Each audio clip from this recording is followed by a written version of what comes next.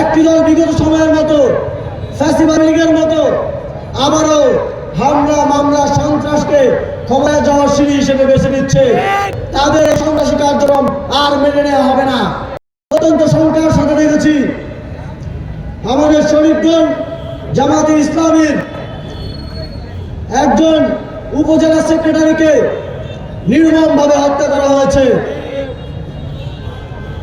আমরা দেখছি একটি দল বিগত সময়ের মতো ফ্যাসিবাদ লীগের মতো আবারও হামলা মামলা সন্ত্রাসকে ক্ষমতায় যাওয়ার সিঁড়ি হিসেবে বেছে নিচ্ছে। আমরা তাদেরকে হুঁশিয়ারি করে বলে দিতে চাই, এবার 11টি দল ঐক্যবদ্ধ হয়েছে। বাংলাদেশের মানুষ ভোটাধিকার প্রয়োগের জন্য ঐক্যবদ্ধ হয়েছে। তাদের এই সন্ত্রাসী কার্যক্রম আর মেনে নেওয়া হবে না।